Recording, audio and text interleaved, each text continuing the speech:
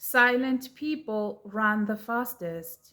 Hi everyone, it's Maria Maumela. Thank you for joining me. In this season, when God is opening doors, it's a gift, it's a blessing, it is wisdom to just keep our peace. Like it's okay to be quiet a little bit. Some people are so quick to share testimonies, and you end up sharing your testimonies with the wrong people.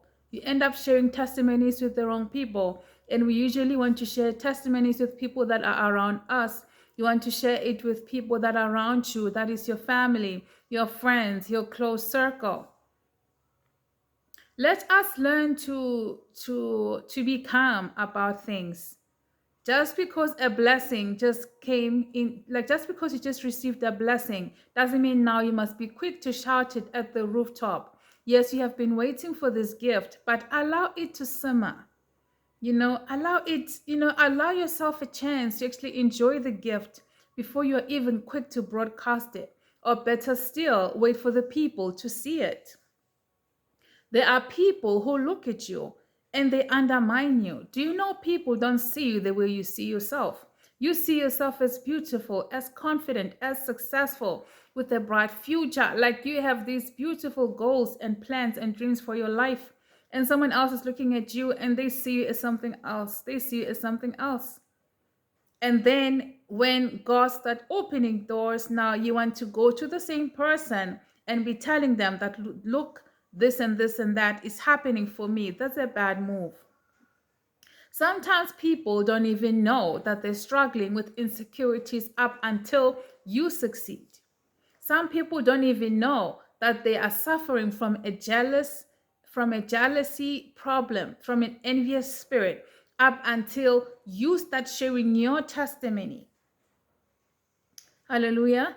There are people like the person goes to sign papers. They've not even received the gift. Like it's like saying, I'm going to get a car. You like everything is finalized. I'm just going to pick it up on this day. This and that was the only missing thing. How can you testify when you don't even have the car? Well, I have this place. I'm going to be moving there in 3 days. Why are you testifying? There are people who have homes, who've got receipts, who've got papers, and they have not testified. There are people who have been driving those very cars, their testimonies, and they are silent. The Lord is saying, hush it down, hush it down. We expect strangers and people that are far from us to be the one to give us problems. It's the ones whom you're going to go there to share testimonies that are going to be a problem. Okay? Let us not, after all that we've been through with the Lord in our journey in the wilderness, we learned meekness in a new way. We learned meekness in a new way. And someone might even say the Lord was humbling us. So having learned that, how then do we now be so quick as to share? And I know it might not be sounding like you're boasting, but you need to relax. There are people in your life who feel where you are, you should remain. They feel they don't understand how you reach that level and they'd rather you stay there. And there are others who are just fine with you so long as you just don't go beyond where you are. Or you can be as successful as you want, just don't be more successful than them. They do not even know that they suffered from this spirit up until you showed up. They were just praising the Lord, living for the Lord, not knowing that they're suffering from the Spirit up until you show up. So let us learn to calm down. A time will come for you to testify. A time will come for you to testify. I know, like, it's understandable that you can be happy and excited and all of that. Okay. I remember one particular person. I won't even go too much into details about that. This person was supposed to leave the country, and they were literally telling everybody that they're going to leave the country. He even went as far as to even throw a party. You know what happened? He never went. That was the first attempt. There was a second attempt. And then there was a third attempt. Like I got to the point where I'm like, you know what, like whatever. And then months just kept going up until one day I asked after this person, and I was told that, yeah, this person left for the US at last. I'm like, you see, this person probably was able to win at the end because they stopped broadcasting their love to everybody. Like let us be silent. Like when you want to do something, you're telling people for what? You want them to clap for you. You really think they wish you that well? You really think they wish you that well? Let us be wise. Let us be wise. And the Bible has shown us what jealousy and envy can do. So you just being happy and just full of the joy of the Lord, you come in just sharing your testimony. You are just poking at the devil himself.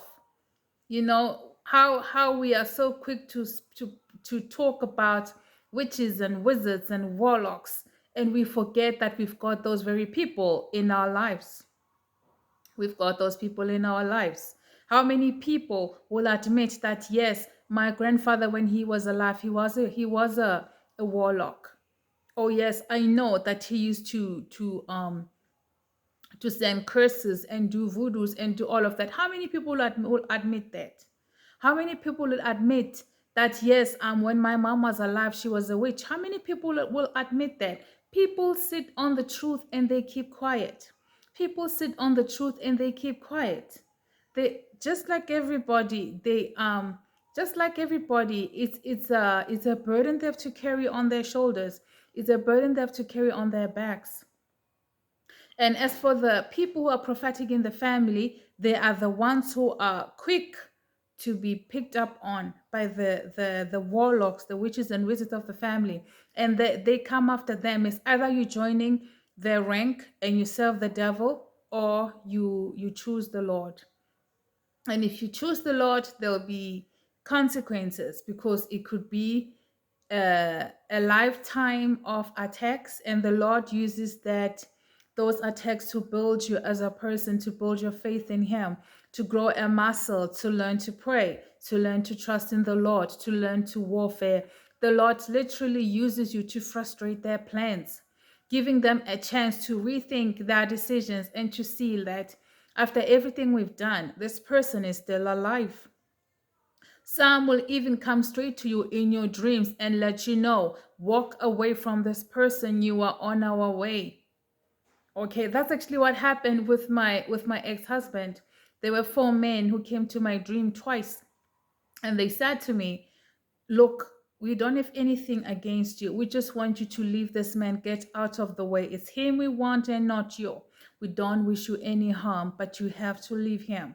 And I remember at that time thinking, well, that like the Lord didn't tell me to do anything. I was not going to be commanded by people I don't even know in the dream. And I did alert him to this, okay? And we're able to pray over it. And then they came again the second time. And they said, we are warning you. And if you do not leave, just know whatever that's going to befall this man is going to befall on you. I told him again, and it's something that we prayed on.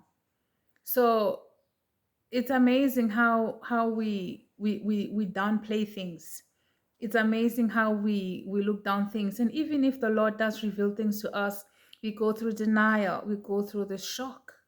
But we need to get over the shock and understand who is who in the family, and understand that they're exactly who the Lord shows us they are.